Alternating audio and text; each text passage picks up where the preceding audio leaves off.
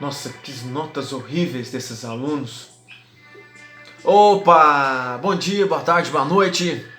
Tudo bem com vocês? Tudo tranquilo? Espero que sim. Comigo está tudo bem, na medida do impossível. Nesse momento quarentênico, você não está fazendo nada mesmo? Então vem comigo, vem aprender a arte de filosofar. E hoje teremos a contribuição de um importante filósofo francês para ajudar a gente nesses estudos sobre filosofia. Então, mais uma aula de filosofia para os alunos do segundo ano e também aqueles que querem me assistir aí essa singela aula de filosofia. E hoje o tema será Em Busca de um Fundamento Claro e Distinto, o projeto filosófico de René Descartes. Beleza?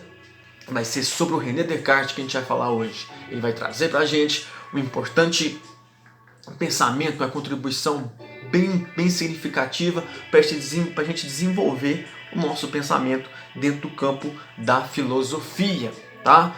Outra coisa, você que está desesperado, o momento está de desespero, mas calma aí, principalmente em relação com a extensão da nossa matéria, de todos os assuntos que a gente já viu. Quando a gente estiver próximo da avaliação, acredito daqui a uns dias, a gente vai delimitar certinho o que vai aparecer na prova, então pode ficar tranquilo, pode ficar bem despreocupado em relação a isso, a extensão da nossa matéria. A gente vai ver essa palavra hoje, extensão, beleza? E outra coisa também que a gente vai falar, matemática. Não entendeu alguma coisa de matemática? Nada, zero. Tentei fazer vários cursos para tentar fugir da matemática, agora eu tô aqui falando de matemática. Culpa de quem? Culpa do nosso querido Renézinho Descartes, tá aí, ó, lindo, belíssimo, parece um Beatle. Na época os Beatles começaram a usar uns negócios aí, mas deixa pra lá, não vier ao caso. Brasil. Agora eu vou voltar aqui para o mapa conceitual que está aqui do meu lado, que me ajuda a ministrar essa auleta. E vou deixar para vocês na descrição do vídeo esse mapa conceitual, porque parece estar ajudando bastante algumas pessoas.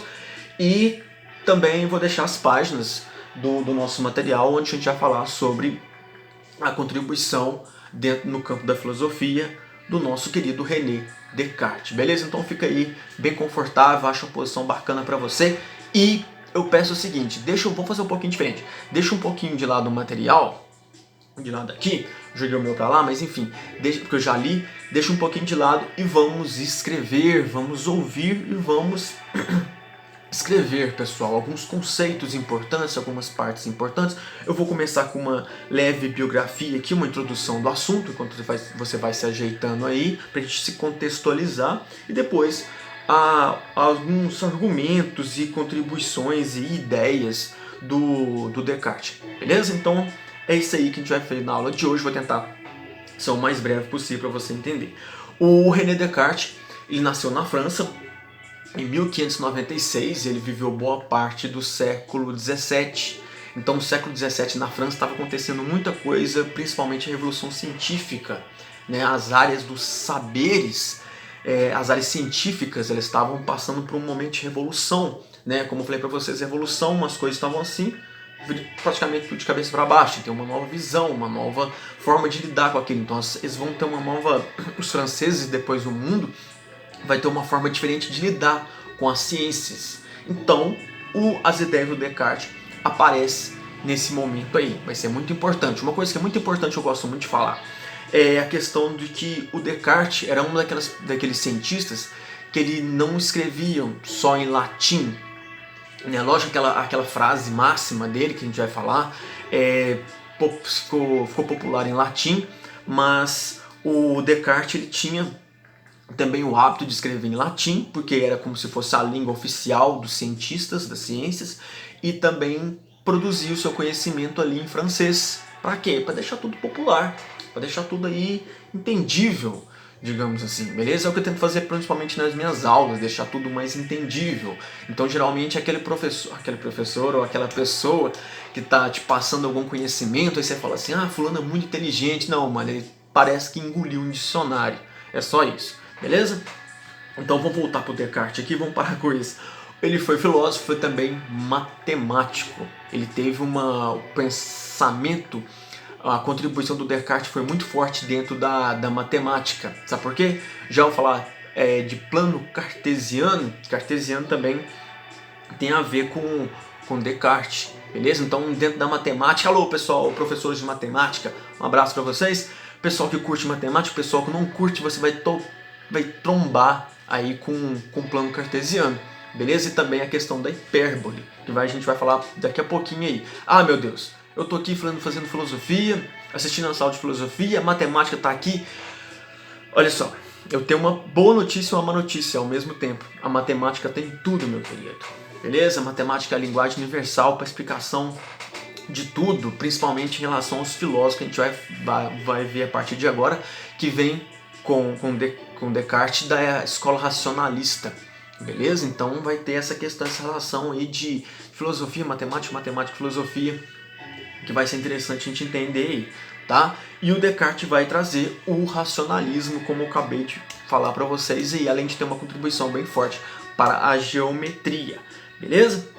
Então, olha só, René Descartes, racionalismo, coisa legal de vocês colocarem aí no mapa conceitual de vocês, ou anotar, ou grifar, que você esteja, se você estiver usando o nosso material, tá? Então ele vai começar, ele vai fugir das questões do empirismo, que a gente falou sobre o Francis Bacon, acredito eu, e vai focar mais no racionalismo, mais na racionalidade, beleza? Porque segundo ele, os sentidos, eles podem te dar uma rasteira, eles podem alterar a sua percepção em relação ao chegar-se a uma conclusão, a chegar-se a uma verdade.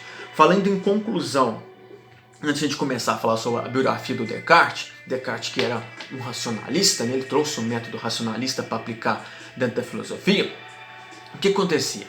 Descartes estava participando de aulas de filosofia, estava lá dentro do ambiente filosófico e os professores estavam altos debates, alunos, professores, muito debate, procurando explicações, e no final da aula não chegava numa conclusão. Batia o sinal e todo mundo ia embora, batia o sinal, é ótimo, todo mundo para casa e não conseguia chegar perto de uma conclusão, né? Perto de uma verdade, uma coisa mais palpável, uma coisa mais real.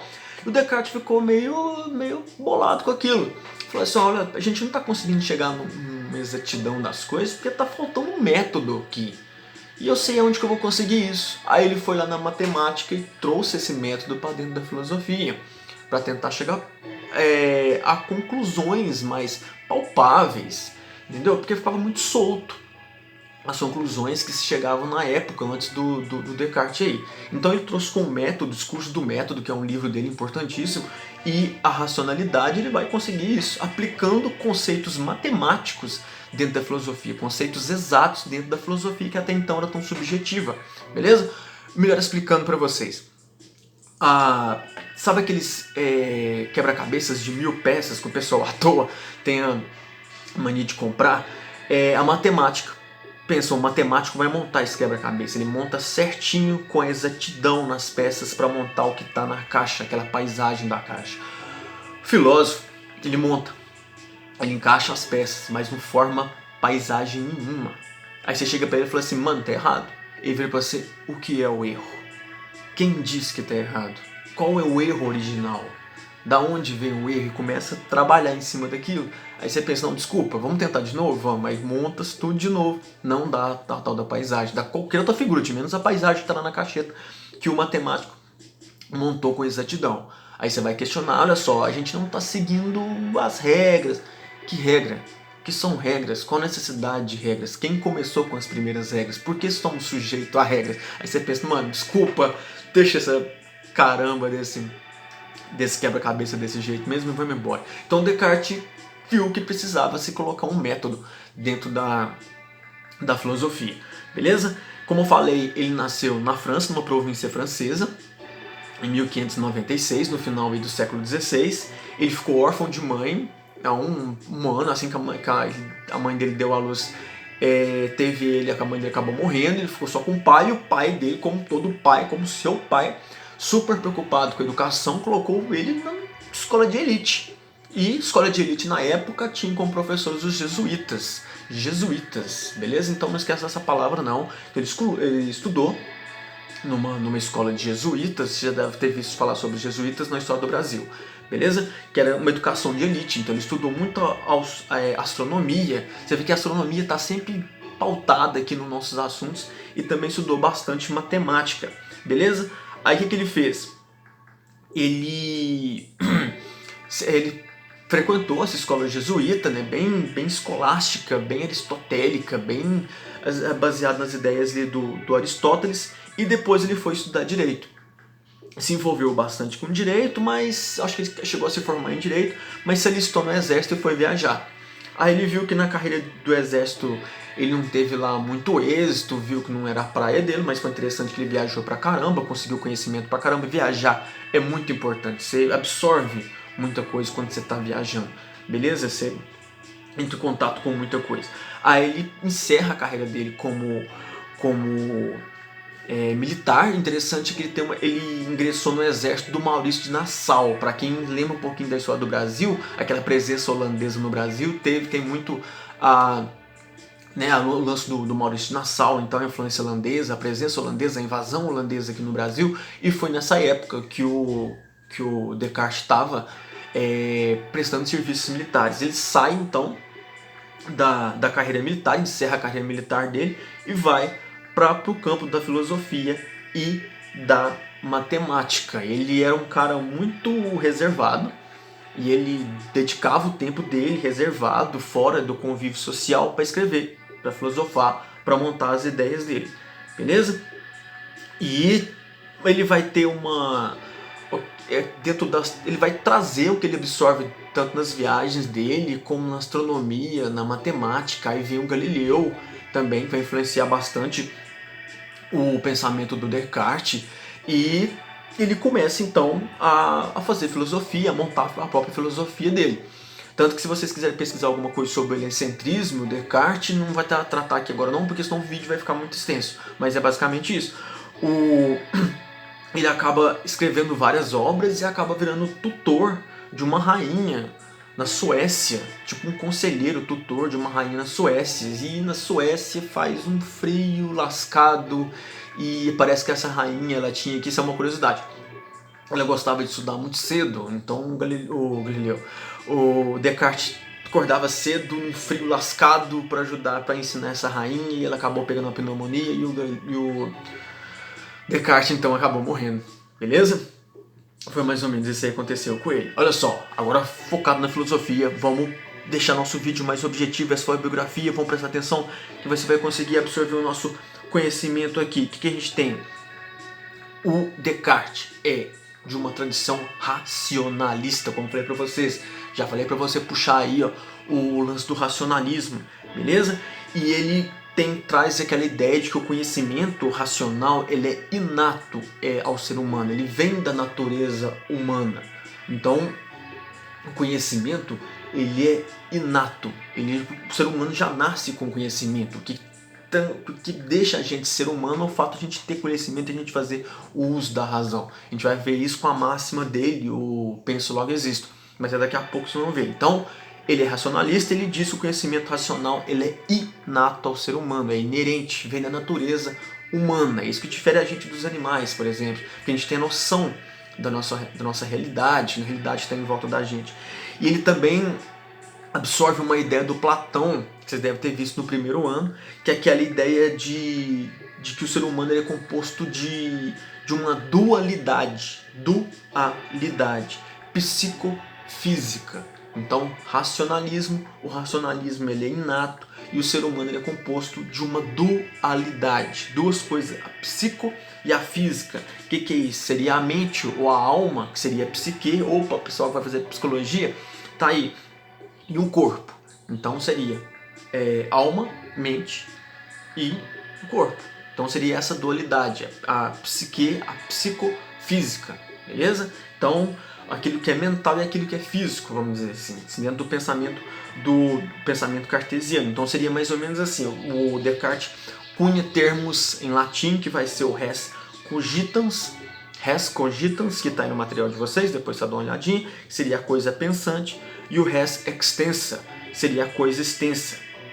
Seria o seguinte, que a mente seria o atributo maior do ser humano, e o corpo é a extensão da alma. Então, como se fala, a alma também está junto com a mente. Então você tem o res cogita, que seria a alma ou a mente, né, a dualidade. O res cogitans seria a coisa pensante, a alma e a mente, beleza?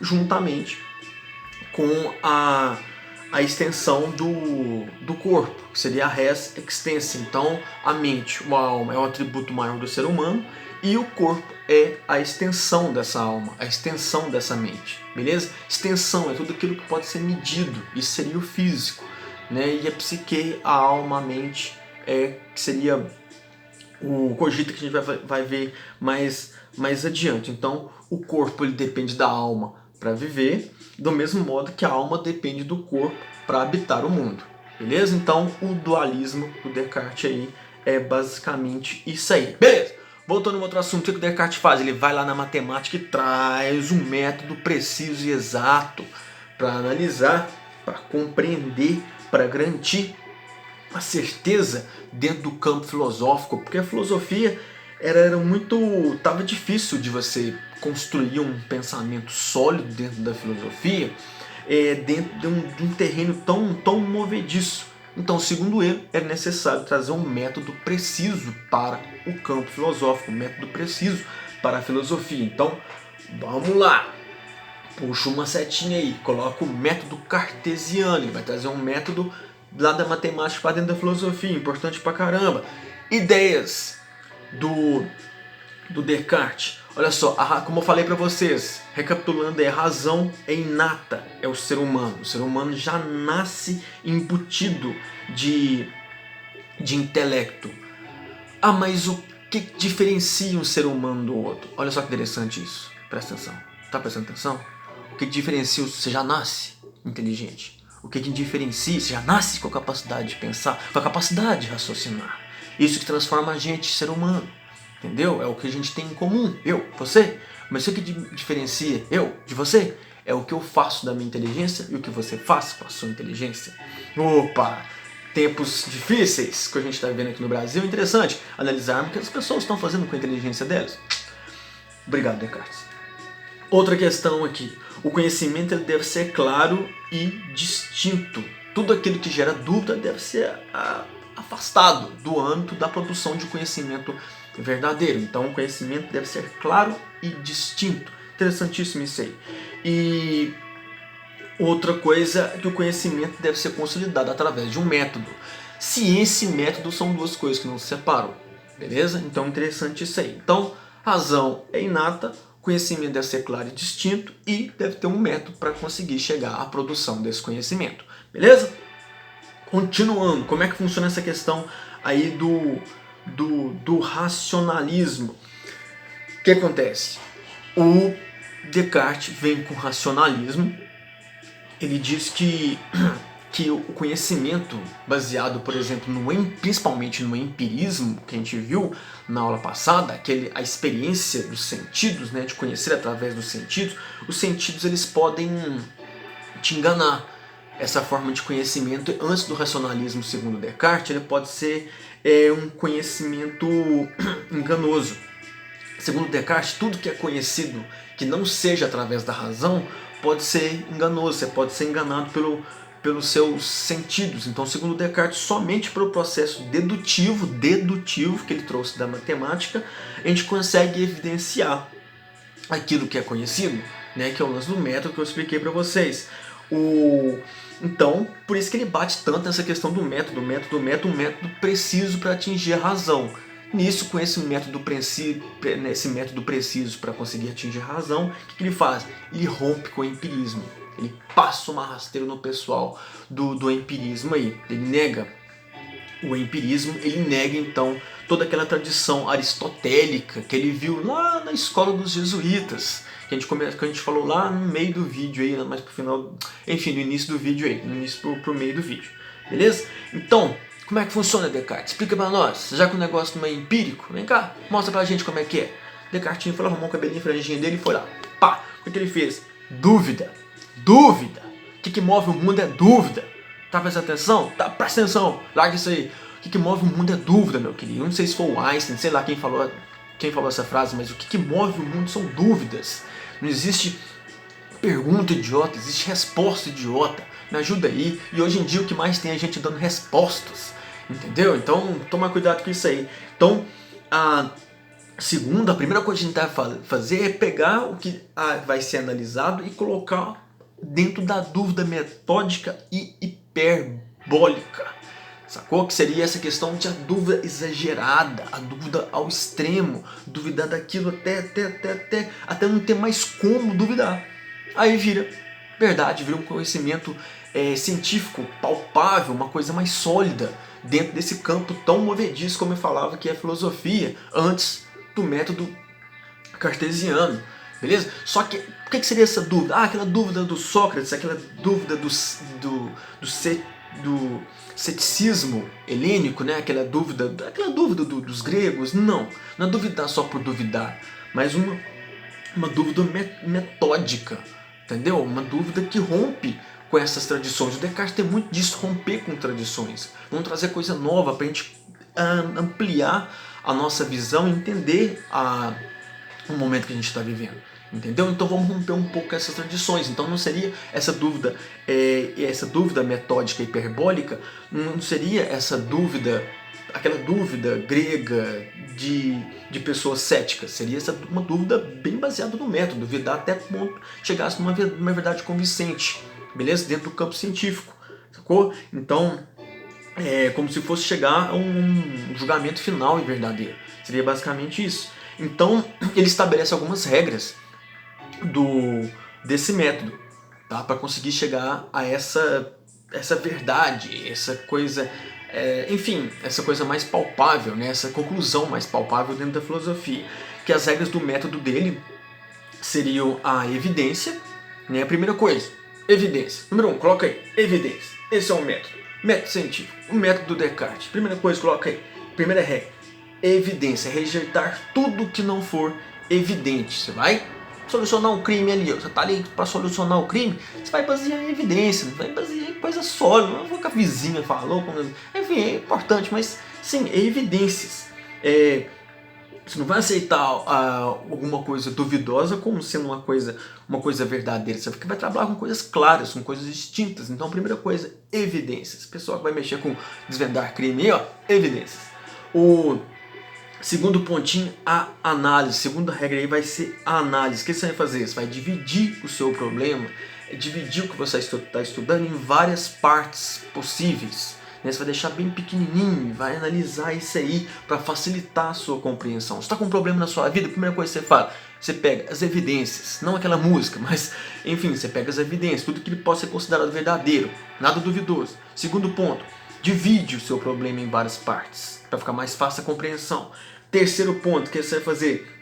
Você vai sintetizar, fazer uma síntese, eu adoro essa palavra.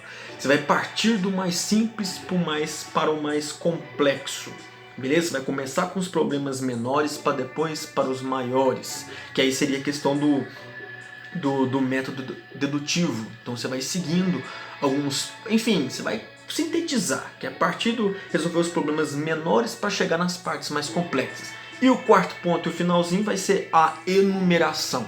Você vai, o que seria enumerar as partes? Seria revisar tudo que foi feito. Então você vai lá, você pega, tá lá, evidência, check, ok, análise, ok, síntese, ok, beleza, você já está próximo ali de conseguir uma verdade, né? Próximo de chegar a uma conclusão, a um êxito dentro do que você está analisando. Beleza? Isso é o método cartesiano. Então já tem muita coisa escrita aí, você que estiver anotando, com certeza já escreveu bastante coisa aí. Beleza? Agora a questão do cogito, que é a frase super famosa a máxima cartesiana, que é o cogito ergo sum, que está escrito em latim, mas ele falou, né, é mais famoso em latim, mas ele escreveu em francês. É lógico, tem toda uma pronúncia em francês, eu não vou conseguir, mas enfim, é o penso, logo existo, ou penso, portanto sou.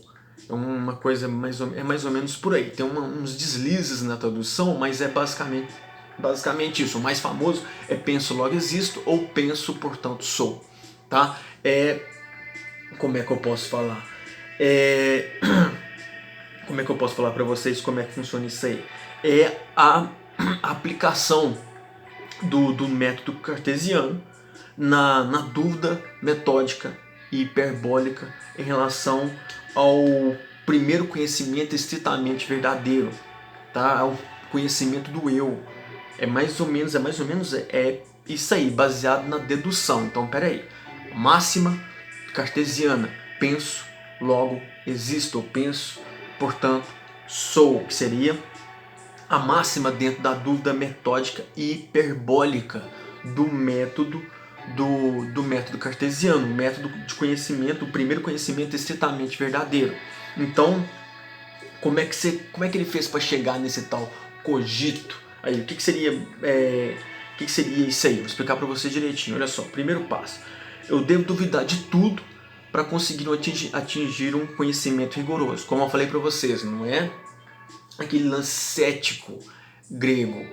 É duvidar de uma forma que você vai romper com tradicionalismos para chegar próximo a uma conclusão, a um êxito que bate mais com a contemporaneidade, o momento que você está vivendo. Então seria a dúvida. Você vai partir de uma dúvida. Esse é o principal. Você vai partir de uma dúvida. Então eu devo duvidar de tudo para atingir um conhecimento rigoroso. É duvidar o máximo possível até não ter onde puxar. Então onde não ter mais duvidar, não ter mais dúvida. Segundo ponto. Ao duvidar de tudo, eu duvido inclusive de mim mesmo e da minha essência e da minha existência. Então eu devo duvidar de tudo para chegar próximo à verdade. Eu devo duvidar até da minha própria existência. Beleza? Até da minha própria essência. Terceiro ponto. Ao duvidar, eu estou pensando. E se eu penso, eu existo. Tá? Parece meio estranho. Parece meio... enfim, isso tem uma contribuição muito gigante dentro da metafísica, né? Que é o que vai além do físico, mas essa máxima, se você pegar... Como eu falei, se a gente for trabalhar só nessa máxima do penso logo existo, o Je pense donc son Jésus, opa, se a gente for destrinchar só em um vídeo, vai um vídeo de meia hora, 1 hora. Então se você tiver uma curiosidade sobre isso, sobre a metodologia, o método cartesiano, dentro da matemática, principalmente dentro da filosofia, que é o que a gente está tratando, e principalmente sobre esse cogito, né, a questão da dúvida, e depois ele duvidar de si mesmo para depois entender que ele existe, isso aí é o máximo, ele está aplicando o método cartesiano. Né? Você duvida o máximo que você pode, você duvida de si mesmo, da sua essência, e se você está duvidando, você está pensando, se você está pensando, você existe, você toma conhecimento do seu eu. Que isso? Descartes, obrigado. E obrigado também para você que cedeu o seu tempo para a aula de hoje. Espero que você tenha entendido direitinho o nosso assunto. Fica aí sugestão de leitura, o discurso do método do Descartes, o princípio da filosofia e as meditações metafísicas, ou alguma frase do Descartes aí interessante pra caramba. Fica essa, eu penso, logo existe, mas ele tem várias, beleza? Então tá aí a contribuição do Descartes, viu um pouquinho de como ele aplicou a matemática para trazer uma coisa mais exata, mais palpável dentro da filosofia. É isso, obrigado e até mais. Próxima aula, todo mundo juntinho, porque junto a gente é mais forte. Até mais, falou!